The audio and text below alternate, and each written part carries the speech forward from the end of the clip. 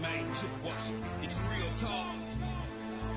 Man, it's real talk with your main Chip Washington. When it comes to information, the man got an arsenal. Bring you up to speed with what you need. He's a local and nationwide news feed. Let's talk about it. Dialect to do something about it. Chip got the flow wide open when you got questions about it. Man, it's the show that brings you to your raw. To solve all problems, it starts with real talk. Real talk. It's real talk. It's real talk. It's real talk. It's real talk. It's real talk. It's real talk. It's real talk. It's real talk. It's real talk. It's real talk. It's real talk. It's real talk. It's real talk. It's real talk. It's real talk. Yeah. Welcome to Real Talk with your host, Chip Washington. It's real talk. It's real talk. It's real talk.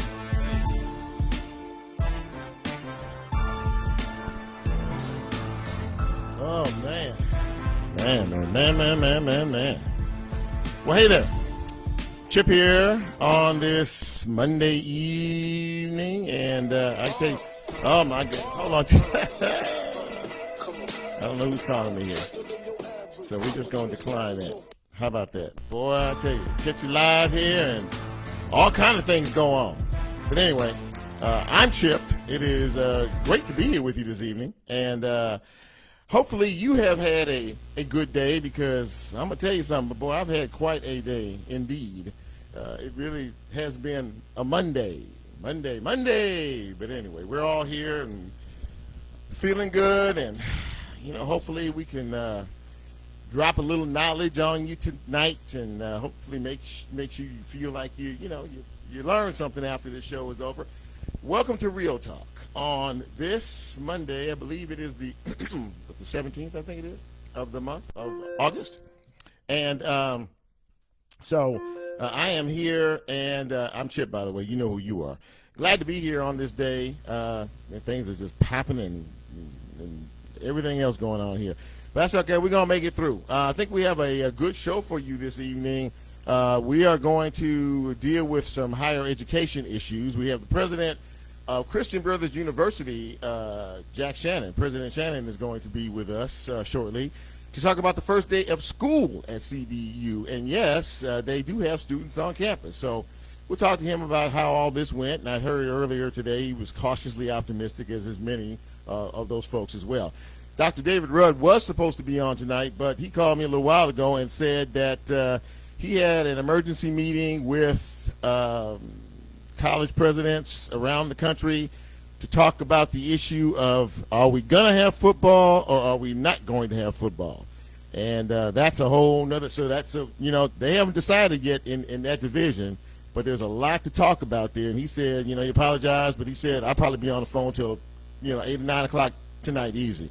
Talking with various college presidents, talking with athletic directors, talking with a lot of folks out there, involved in this, because we're talking about major dollars. And if any of you have been keeping up with what's going on from the sports side of things, college-wise, a couple of the divisions have decided, nope, no thanks, not this year. The risk is too great. Several other schools have already, including the University of Memphis, I might add, have said there will be no tailgating this year. No tailgating at Tiger Lane. No doubt no tailgating at Ole Miss and some of the other schools out there as well. So just think about the revenue. And then with the social distancing aspect of things in these stadiums, how many people are you going to be able to allow to get in?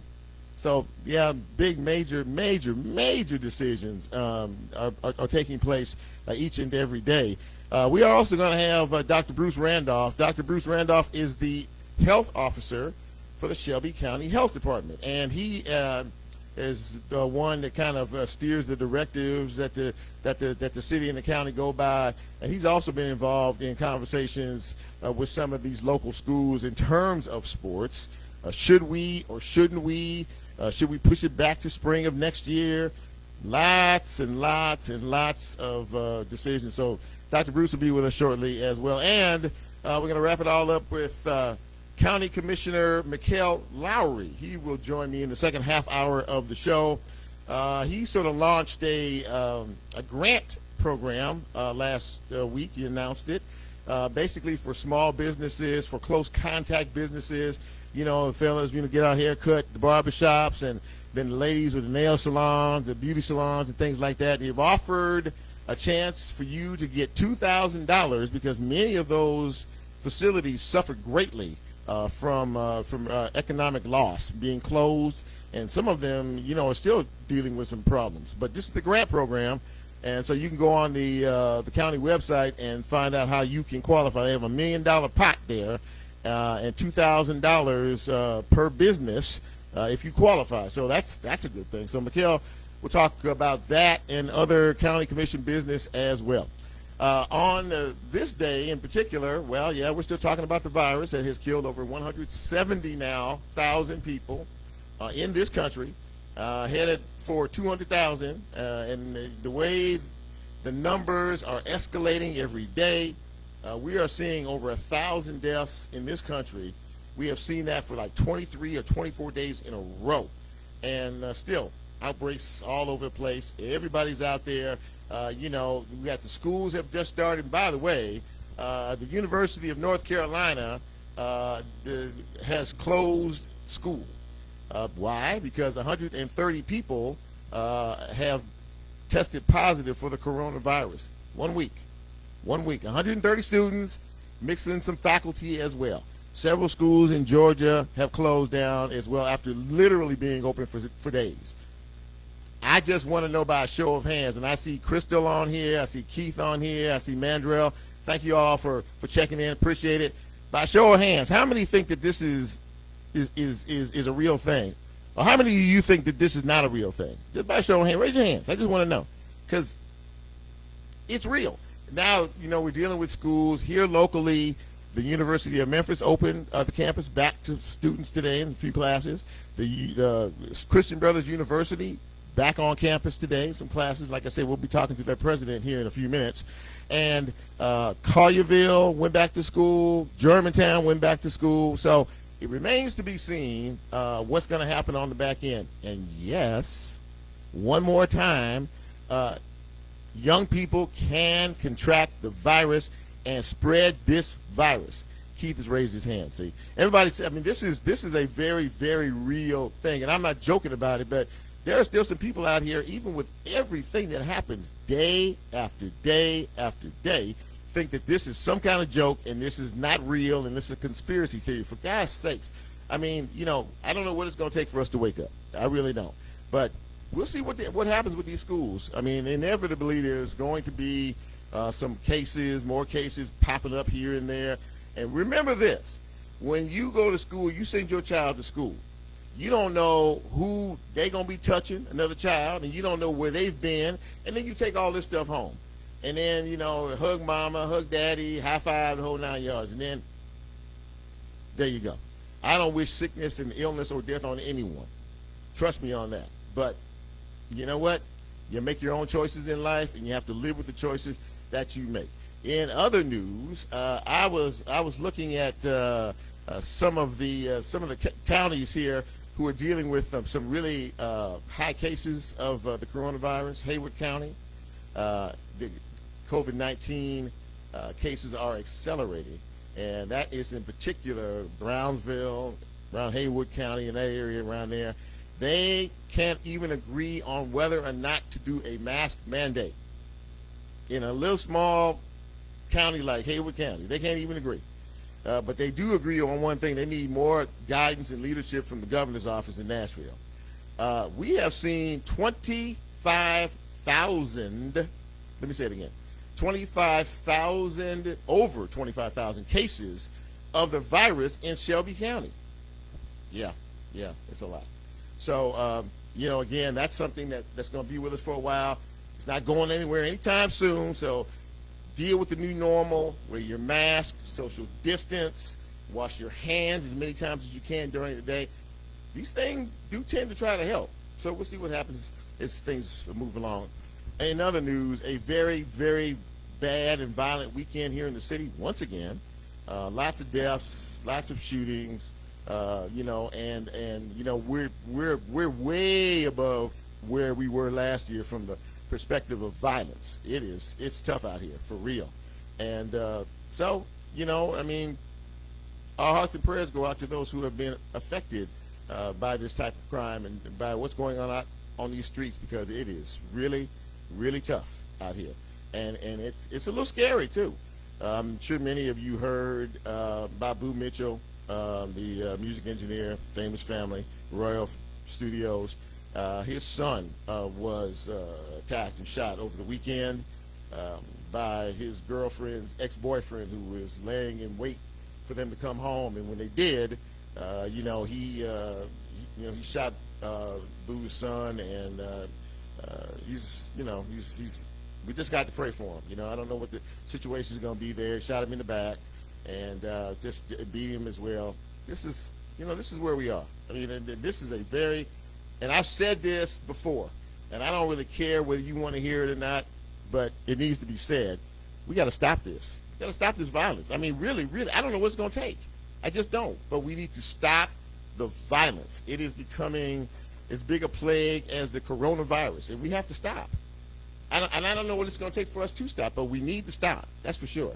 And situations like this that we deal with on a daily basis, it just breaks your heart. It just breaks your heart. It really does. So we're going to pray for Boo Mitchell. We're going to pray for his son. We're going to pray for their family, for God's healing grace and mercy in terms of all this violence that we're dealing with these days. Also, because of the fact that violence is getting out of control here, because it is, the federal folks have decided that we need some assistance. And there's a group called Decarcerate Memphis, which is a local task force that has community leaders, activists, clergy. The federal government is looking to send 40 federal officers to Memphis to help to deal with the crime issue, because we can't deal with it ourselves. It's called Operation Legend, and it's supposed to bring 40 federal guards. Now, if you've been watching the news and you see how those guys act in Seattle and some of these places around the country, they don't have any identification on. These guys are out here, and they are, I mean, it's a scary bunch. You don't know if you're dealing with somebody for real. Are they really that person? Or are they really somebody else? I don't know. I mean, this is a tough situation. What do you think about that? I mean, Keith says life will never be the same. You're doggone right. It won't. This is the new normal that we're dealing with. And, going back to school, we're virtually educating our children. The Shelby County schools, the teachers go back a week from tonight. They go back to work a week from today. And then a week after that, the students, and go back to work means just get up from one room and go to the other, I guess, from the virtual world that we live in. And the kids are going to be doing this virtual thing as well. I still don't know how that's going to happen, but we're gonna see how all of this shakes out. But let me get to a phone call here. I want to talk to President Jack Shannon from the University of the CBU rather, and get his take on the first day of class and see how things went out there today. I hope you guys are doing okay and staying out of trouble. It's been a long day, and I'm glad to be with you tonight and hopefully we'll have a good conversation. Let's just talk to President Shannon and see if we can't raise him here. Oh, here we go. Hello, Jack Shannon speaking. Mr. President, this is Chip Washington from Real Talk. How are you this evening? I'm doing well, Chip. How about yourself? I'm doing great. Listen, first of all, thank you so much for taking a few minutes out of your very busy schedule to visit with us. Really appreciate it. Happy to do so. And it was a pleasure meeting you last week at the briefing, at the task force briefing, and you made a wonderful presentation. But today is your first day back. To campus. So I heard a little soundbite on my way home. So I'm glad I have a chance to talk to you and find out from your perspective, how do you think things went the first day of school? Things are going well, and we're cautiously optimistic about the fall semester. The past week, we've had 500 students move in to single occupancy units here on campus. Mm-hmm. That went very smoothly, and today we started our fall semester classes, including a number of face-to-face classes here on campus. Wow, that in and of itself now is a big challenge as we live in this new normal. So I'm assuming that there were temperature checks and masks required and things like that, were there? We do have a number of safeguards in place. We ask everyone, students as well as faculty and staff, to complete a daily self-assessment that includes temperature checks as well as other criteria that have been recommended to us by the Shelby County Health Department and per CDC guidelines.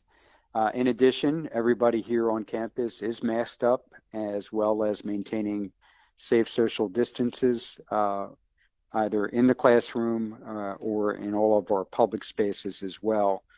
And we also are working hard to make sure that all of us are doing the basic things like washing our hands often during the course of the day, and making sure that we're mindful of just how serious COVID-19 is, and ensure that whatever we do, we're not putting other members of our community at risk. Absolutely. Speaking with Jack Shannon, president of Christian Brothers University. So when I guess what I really want to ask is, I know that everyone has had to shift parameters. Everybody's had to kind of just redo things all over again.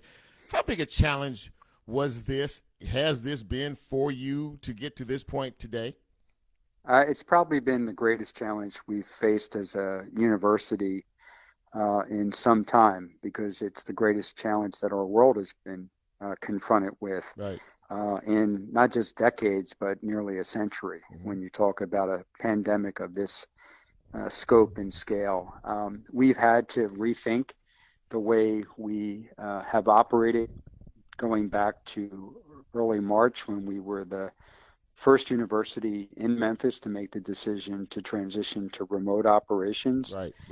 We learned a lot from that spring semester experience. We used the summer to not only put in place the safeguards that we believe will allow us to have a great fall semester with students here on campus, but we also used that time to invest in our faculty, not only in regards to providing them with technological enhancements, but also further professional development so that they could be even more effective teachers, regardless of whether or not it was face-to-face, online, or remote learning.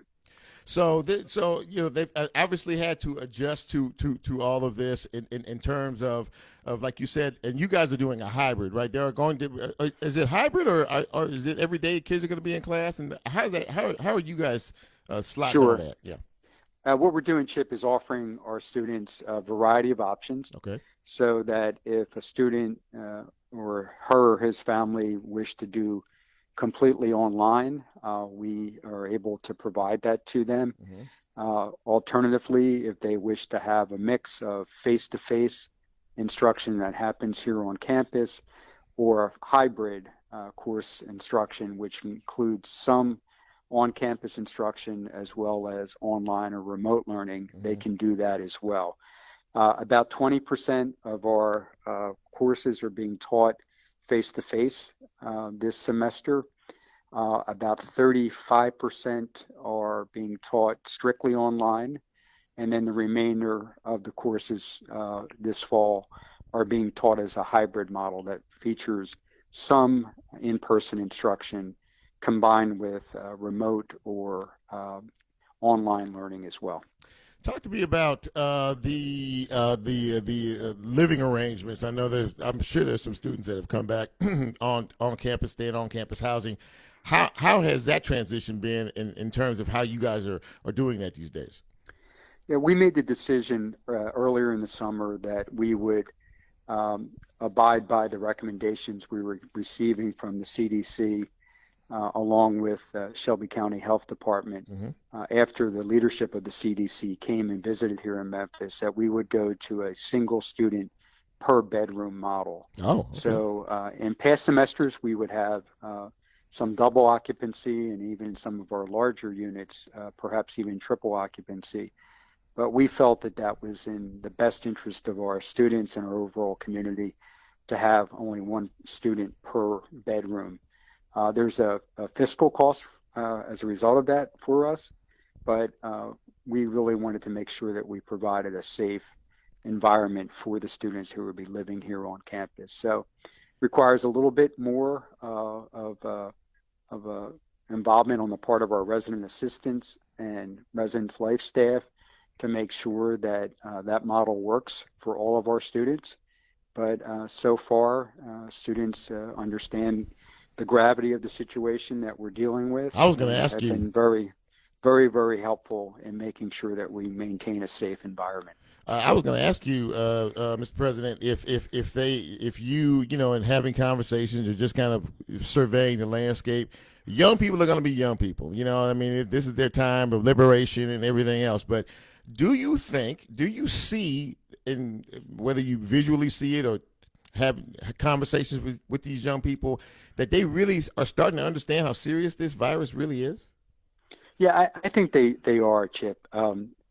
Look, it's been a really tough year for the young people, whether or not they were here in the spring when we had to make the decision to transition fully to remote learning and remote operations here on campus, or if they were in their senior year of high school.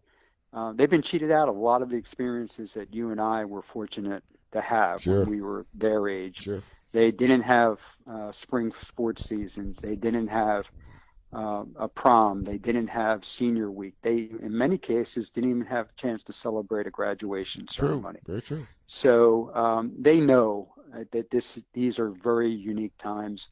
While you're correct, all of us at that age of being 18 to 22-year-olds spent that time probably testing limits that our parents didn't wish us to test. Sure. But that's the nature of growing up. Right.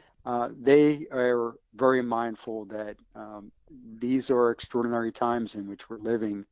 And I believe that they understand the individual and collective responsibility we have to each other as a result. Well, listen, first, once again, I want to thank you for taking a few minutes out of your busy schedule to talk to us this evening and talk to the audience about it. And we're going to pray that everything goes well at CBU this year. I'm sure there may be some bumps along the way, but we're going to pray that everything goes well and that everybody stays safe, including you, all the faculty, the staff, and students of Christian Brothers University. I appreciate that, Chip, and thank you again for all that you and your colleagues at the Shelby County Health Department have done to support us these past 6 months. Thank you, sir. We really appreciate it. You stay safe out there. You do the same. Thank you, sir. Thank you. Now, that was president of CBU. That was Jack Shannon, and yeah, he laid it out. These are times that, you know what, for everybody who is out here right now, paying attention, listening, doing whatever it is you're doing, these are unprecedented times. They just are. We've never seen anything like this in the past, and we probably won't see anything like this in the future. And so I'm sorry, I'm doing stuff here on the screen. I don't need to be calling folks. I don't need to be seeing things here. I don't know what's going on. Anyway, so yeah, this is a tough time, and I am very prayerful that before it's all said and done, that there'll be less harm than great harm. But the bottom line to it is, kids will be kids, and they are going to do what kids do. And so are we going to see positive cases? Yes, we will. Yeah, absolutely. And like I said, the University of North Carolina had to shut it down after a week because of all these kids. And I'm sure you see videos of the parties. You get on campus, you get away from home, and you start to create your own life. And that's where we are here.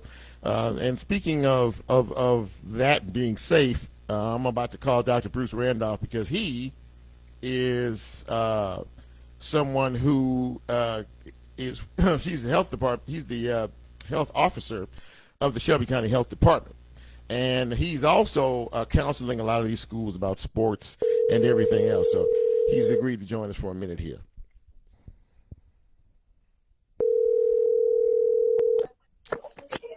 Hello, this is Dr. Randolph. Dr. Randolph, Chip Washington. How are you, sir? Hey, great. And you? I'm doing real well. Thank you. And I know you're busy. We're not going to hold you long, but thank you for taking a couple of minutes to talk to the audience. I really appreciate it. Oh, well, thank you for the opportunity. So listen, Dr. Randolph. One of my guests tonight is somebody that you know well, which is Dr. Rudd from the University of Memphis.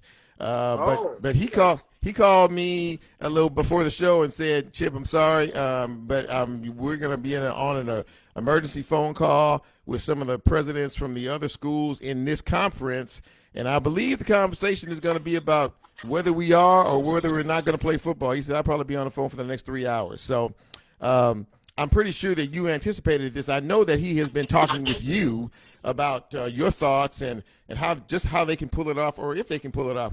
Would you like to share your thoughts about contact sports? I know what they are, but maybe our audience needs to hear it as well.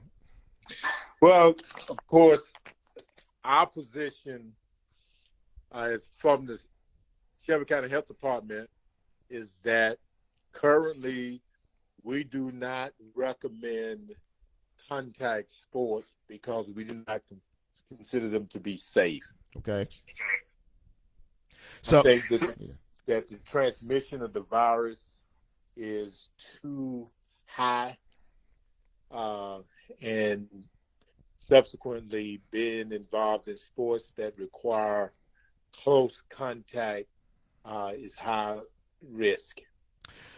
having said that, are you leaving it up to the schools? I mean, I guess the Shelby County Health Department gives counsel, they give advice when people call to find out, what they can and can't do to get just a kind of an opinion from your office. But at the end of the day, I know the governor said that it was okay for them to the districts to do that. But is that their decision ultimately to do that, to make that call? But yes, I mean the governor signed an executive order number 55, which permitted schools to participate in contact sports if they choose to do so.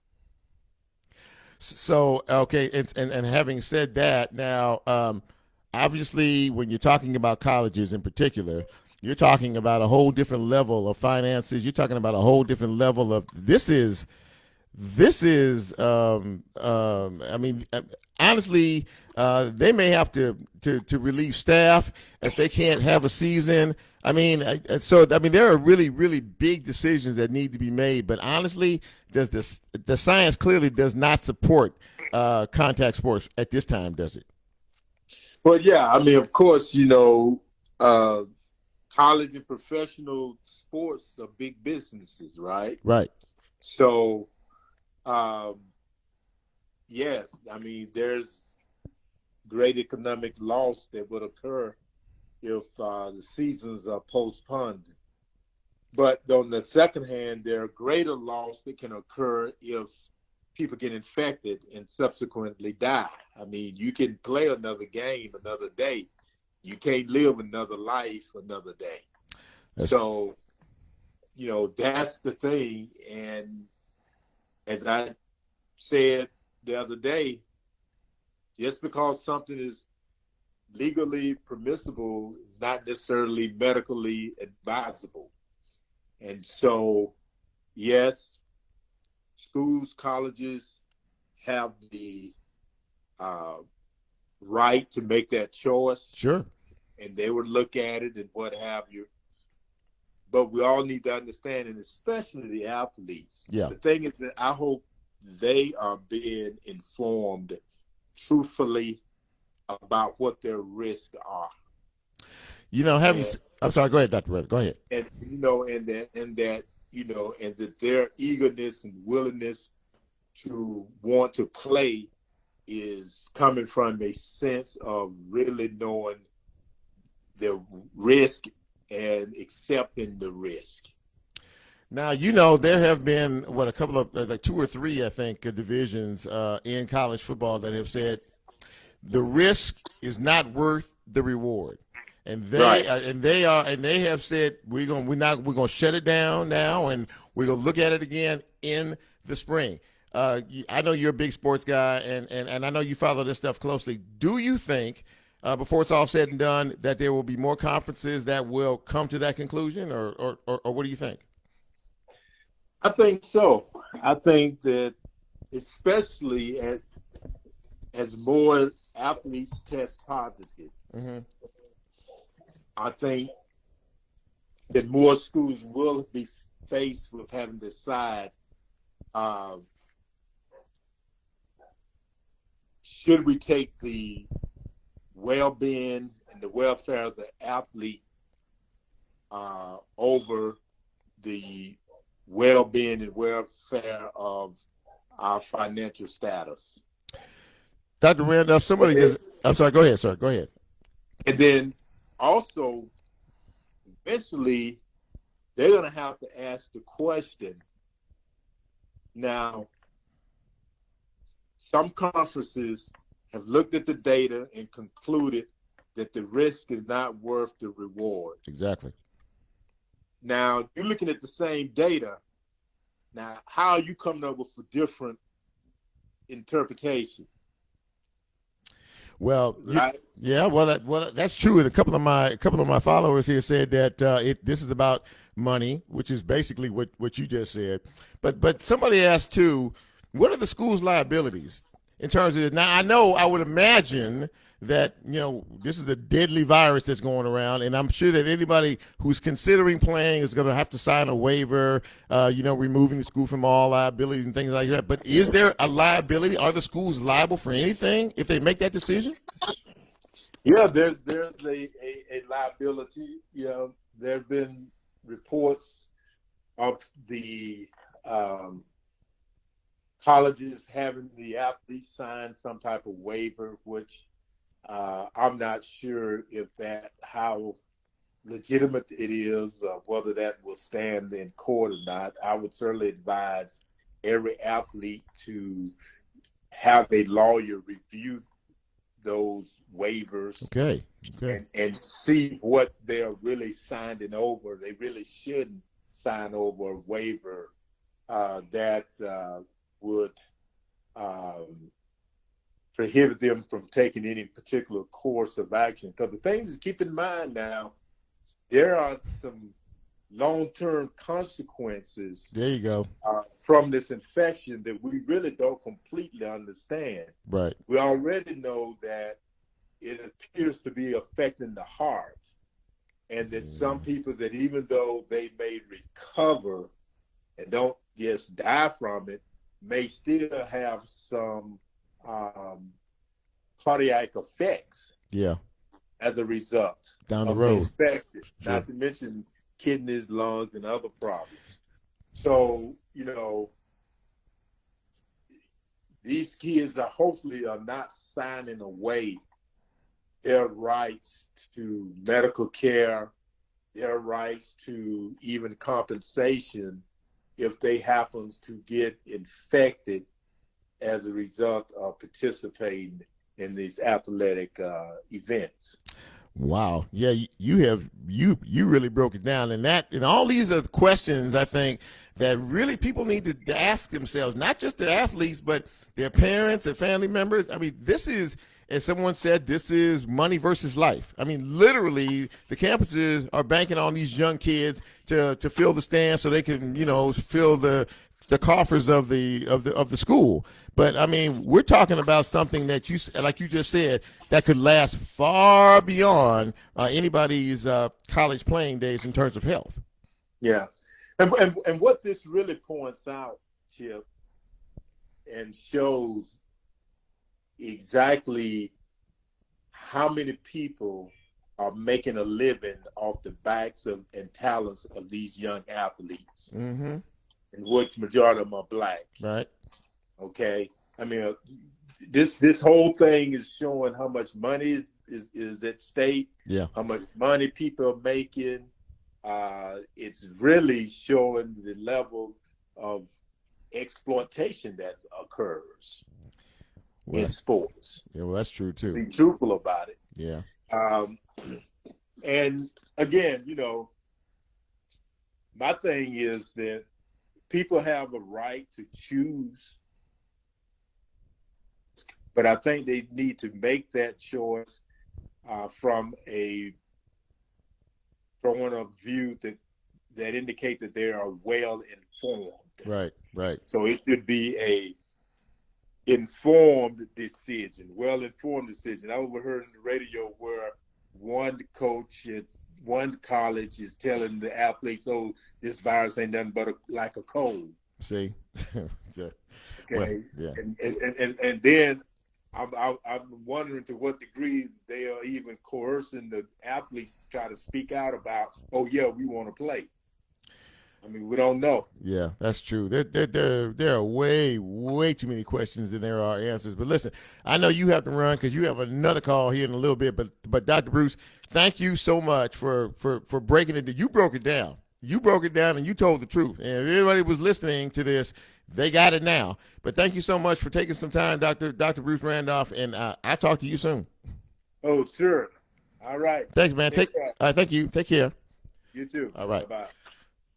Well, I don't know, did you get that out there? Were you all paying attention to that? A lot of us love college sports. All of us do. I see James and Mandrell talking about it. We all love sports. But these are children. At the end of the day, these are young adults that we're talking about, okay? And we're talking about, if they risk playing a contact sport where you're supposed to be socially distant, how does that work? How does it work? You can't do it. You just can't do it. And I know these young athletes out here are upset. A lot of them are, but there are also just some athletes out here that say, "Hold on, ho. You know what? We have rights too. Hear us." I mean, and some of them are being informed by facts, because the long-term ramifications of this virus will go way past you 21, 22-year-olds, as you finish your college career and decide maybe to move forward. And there has been some issues with the heart that people are dealing with that could come back to get you. And let us not forget, people who have had this virus, and I've had several of them on this show, will tell you that, I may have gotten over it, the worst of it, but months later, I'm still dealing with stuff, brain fog. We got issues with fatigue and heart problems and other things like that. All we can do is bring the information. What you do with it is clearly and totally up to you.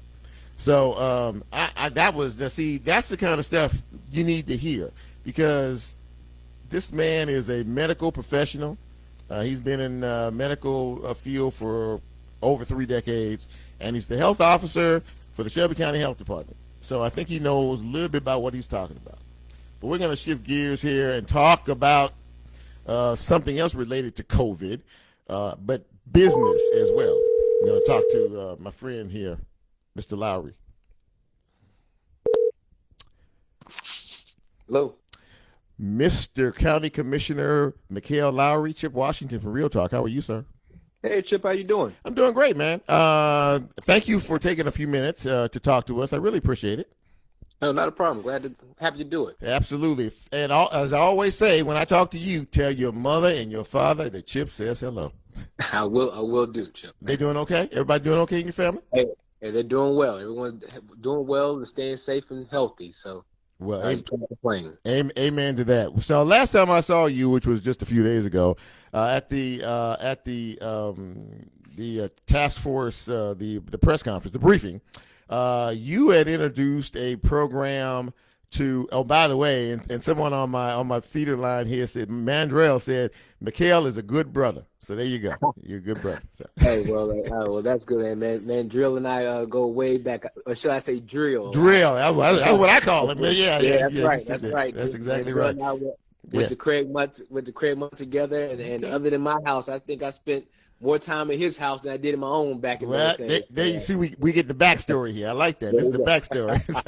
Okay, so listen. So you introduced an incentive for small businesses, in particular close contact businesses, beauty salons, barbershops, and things like that, to be able to get a grant to maybe help themselves along. And I'm not going to say any more about it. I'm going to let you talk about it and tell folks what they need to do to qualify for it.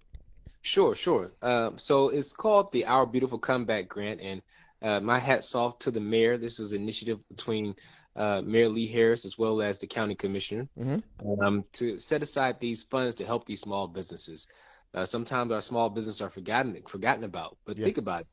Once we entered these pandemic and people had to shutter in place, our beauty shops, barber shops, those folks that go to nail salons and any other personal contact business were forced to close their doors. And not as they closed their doors, they also had no more customers that impacted their income. Right. So this grant is to help with that as well. But in to think about it this way, Chip, when we asked these barbershops to open, or these beauty salons, then they had to open with certain provisions. You had to have PPE Right. on place, masks, gloves, disposable capes. In some places, you even had to have plexiglass put up between you and the client in some of these businesses. So not only were we asked them to reopen, they lost a source of income, but then we told them in order for them to be open, they had to spend more money Right. to Yeah. take clients in. Sure. And again, and as I spoke about with the press conference, some of these businesses were closed for 5 weeks or more. And this is something we all participate in. I don't care who you are in the county. You're going to go see a personal contact business at least once a year. Now, if you look like most of the folks I represent in District 8, you may be going on a weekly basis or a bi-weekly basis. Sure. Whether it's to a beauty shop or barber salon or nail tech. So we have this grant portal that's open. And you go to it directly from Shelby County tn.gov/COVID. Mm-hmm. And you're allowed to put in your business. Now, you have to be an owner of a brick and mortar business Okay. in order to qualify for the grant. But it's a $2,000 grant. And no, it doesn't solve all ills, but it can help. Yeah. It can help when it comes to buying sanitizer, gloves, PPE equipment, and maybe even help a little bit with some things you have lost along the way during this time. Speaking with County Commissioner Mickell Lowery, talking about a new grant program, and I think you mentioned too, if folks do, this is not something you have to pay back, right? I mean, you have to obviously follow the provisions that are associated with it, but if you do that, that's your money. Am I correct? No, you're right. It's not a loan. This is a grant. Okay.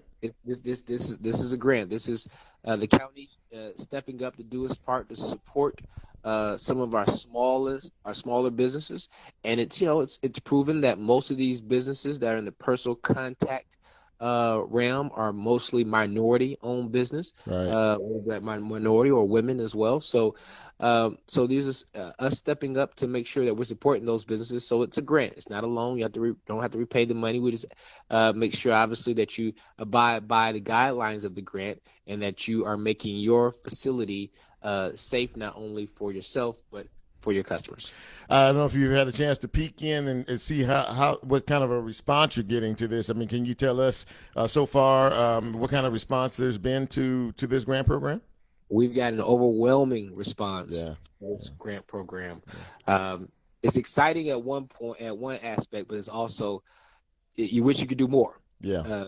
There are a lot of businesses out there that are in need and that could utilize this to help out not only themselves but employees, but PPE equipment. So we've got an overwhelming response. The good thing is we set aside with the mayor $1 million for this program. Okay. So that can help some folks. That can help some folks. It will. Now that doesn't mean it lasts forever. It's kind of like while grant funds are available, Sure, they're there. But we want to encourage everyone to get out there and apply. That fits the realm for these businesses, and so you can get a little bit of relief here. Talking with County Commissioner Mickell Lowery. Okay, Mickell, so and that's a great program, and I hope that people are listening, and we'll give them the information on how to apply at the end of the interview here. But let me move forward and talk about general county commission business in the world of COVID-19. Clearly understand that there have been some extraordinary financial challenges associated with this. How difficult has this been as a body to have to deal with the things that we need to deal with on a daily basis in terms of the budget? Well, it's been extremely difficult, but we've been proud to see the resilience of our healthcare workers out there, as well as our Shelby County Health Department. Who would have thought we would be here when this pandemic started. The updates, the information, sometimes we had to make sure that information was correct and timely. The health department's done a great job with that. We started off with having limited testing in our county, which was a problem in certain areas. Sure. Now we have widespread testing. So, to get to where we are right now, I think we've come used to this new normal, as we say. But at the beginning, Chip, it was very difficult. Talk about that. It was extremely difficult. We would hear from where can we get testing? First, you have to remember you have to make an appointment for tests. That's true. That's true.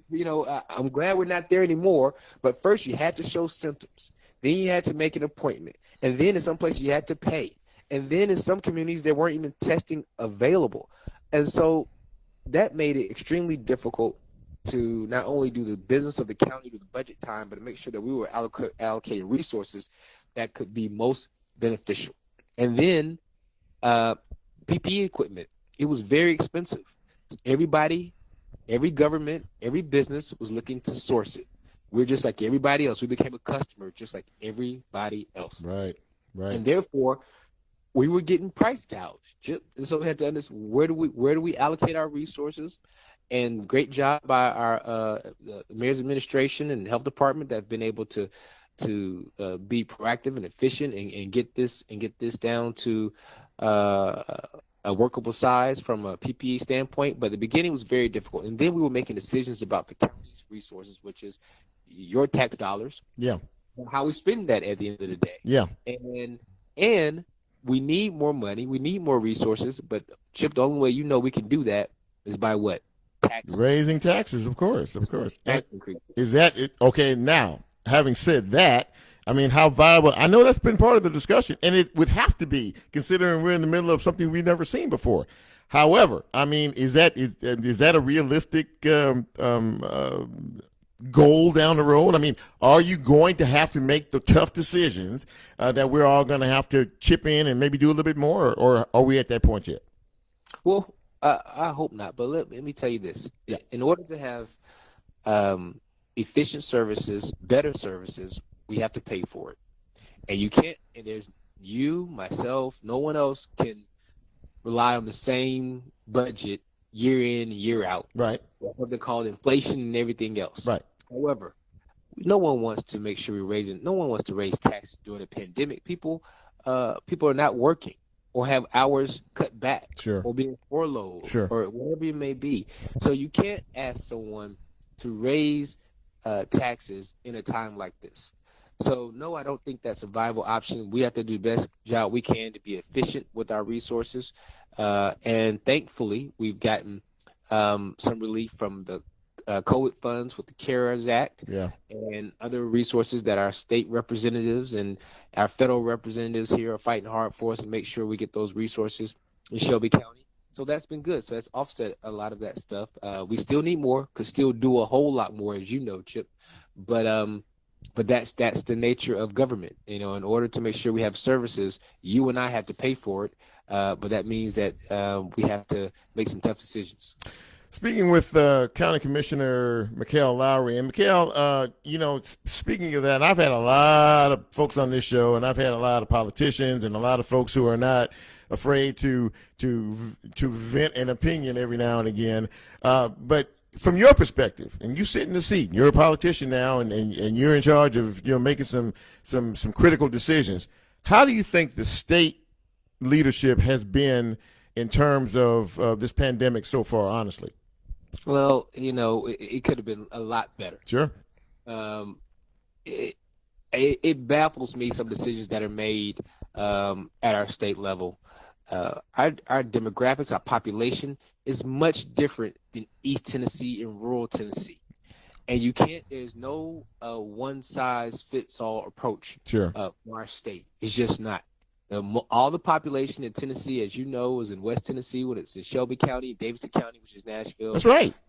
That's where the people are in our state. And we got a beautiful state, great folks across our state, but you can't make the same decisions for those folks who have a more densely population. Where are all the cases for COVID? They're in West Tennessee. Right.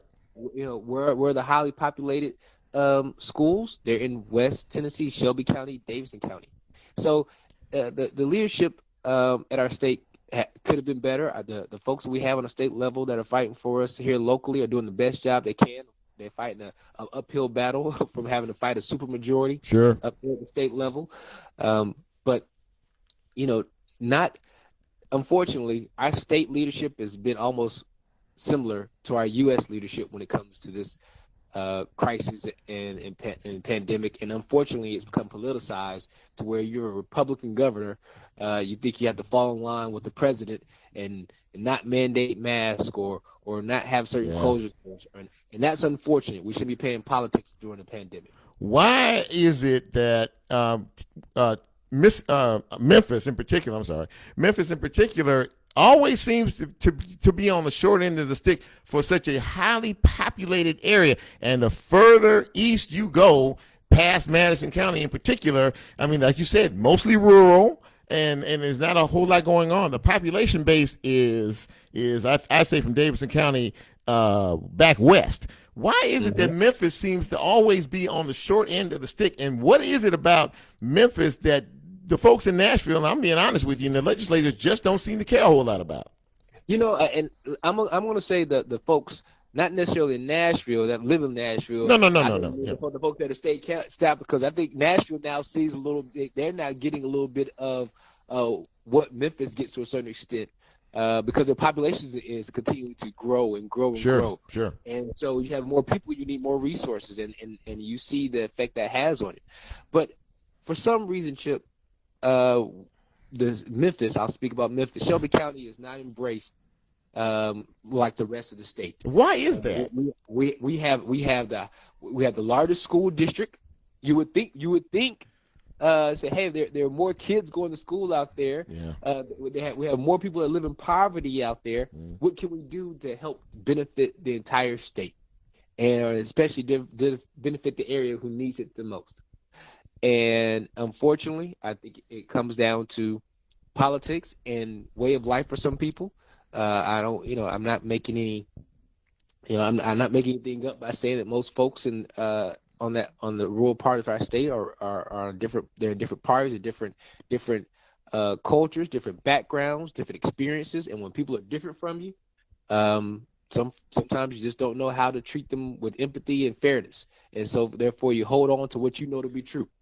And now understanding that the better as Shelby County would go, the entire state would get better from a poverty standpoint, from a literacy standpoint, from a health standpoint. Most of those issues that we have are in the west portion of the state. Now, the rural portion have these issues as well. Don't get me wrong, especially when it comes to opioids and things of that nature. Yeah, drugs, big problem there. When it comes to healthcare, those are huge issues. Yeah. But we didn't start hearing about those issues so much until it started affecting those areas. So instead of waiting until it affects areas that you think are immune to this, it's better to be proactive.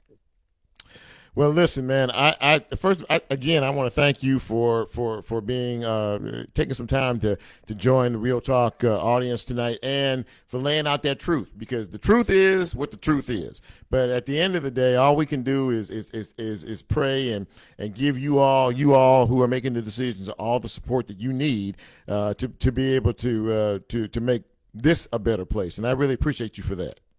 Oh, no problem. Thanks for giving me a habit, Chip, but thanks for all you do and keeping your listeners out there informed. Thank you, sir. We'll talk soon. All right, talk to you soon. Okay, bye.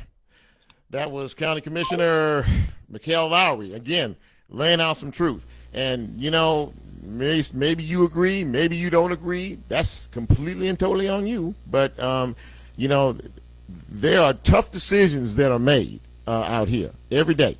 And, when you would think in the middle of a pandemic, politics would not reign over a pandemic that has killed thousands of people. And we've seen over 25,000 cases, 25,000 cases of the positive cases of this virus here in Shelby County where we live. I don't know really, how else to categorize it other than to say, we have a big problem here. Dr. Randolph laid it out very efficiently when he talked about the fact that, we're pimping our kids. The sports thing is how a lot of these schools make their money. but at the same time, at what cost? At what cost does that come? I'm sorry, I'm trying to multitask here. There we go. Trying to multitask here. But as we wrap the show, I just want you all to know I really appreciate the participation tonight.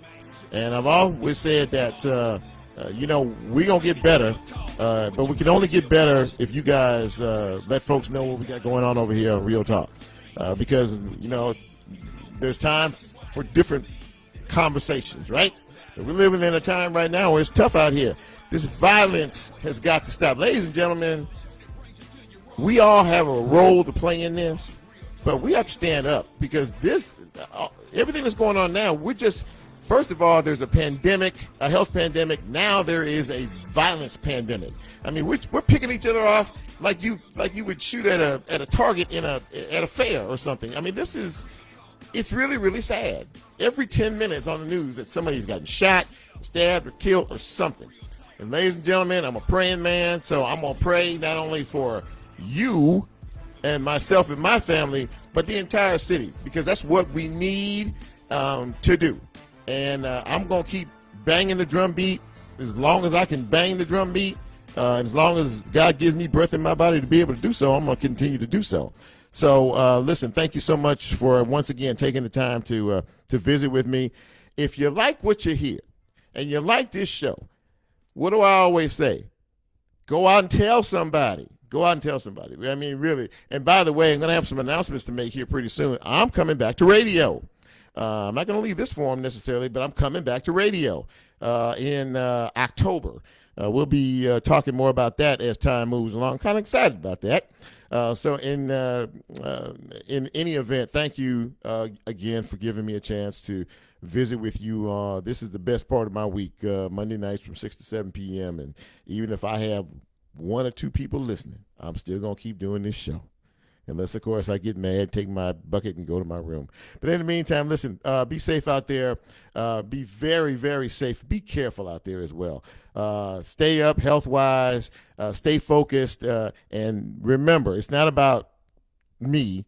It's about we. Let's help each other. Let's support each other, okay? Because at the end of the day, that's all we have. Watch out for each other. Y'all take care of yourselves in this heat.